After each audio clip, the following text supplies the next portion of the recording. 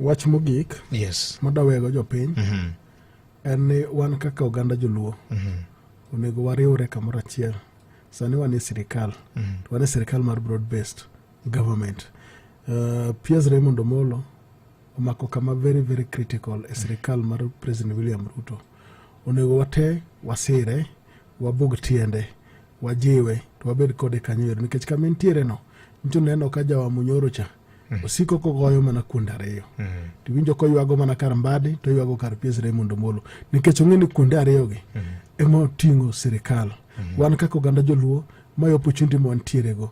Wantiere gi Piers Raymond Omolo, wabir jiwe uru kendo wamiye wamed lemone. Wamed lemone kabisa mondo med bede sirikal, med bedo kama entiere no, mondo med konyo oganda mang'eny. Gik mang'eny mineno sani timore e Luo Nyanza kaindi moko timore nikech Piers Raymond Omolo. And again, most of the meetings Piers Raymond Omolo nitiere gi president seche duto te. And seche ma president ker romo gi jomoko ma oko ka, ting'eni Raymond bedo kanyo sate. Koro seche ma oneno magi to oneno ka joko migi makama to biro to kuodho ne jowagi. Onyo kuodho ne jowagi neno gima kama katimore kama jomoko ono biro moromo gi president. To ombe organize the same meeting. Mondo president timina. Mamino ka limbe mag president osebedo e Luo kae mang'eny kabisa. Kata sio Piers Raymond Omolo. Koro ananyalo mana kwayo jowa wabeduru wariwre uru kamoro achiel support Raymond Omolo e gigo duto te mosebedo kotimo.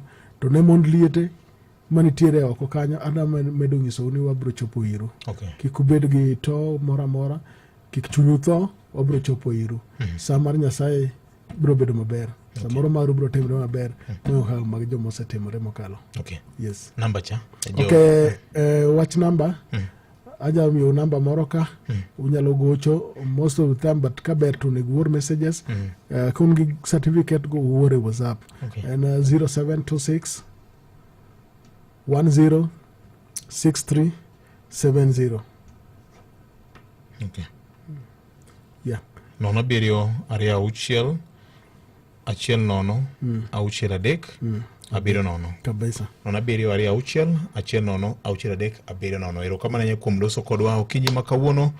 Peter Liz Ogendo matemo fuono no matut wi chenro mar Widows Empowerment Program otis chopo kumano jowa ma bende poko donjore girube joma tindo mine waluongo ni gin mond liete gi nyithind kiye ne uru ni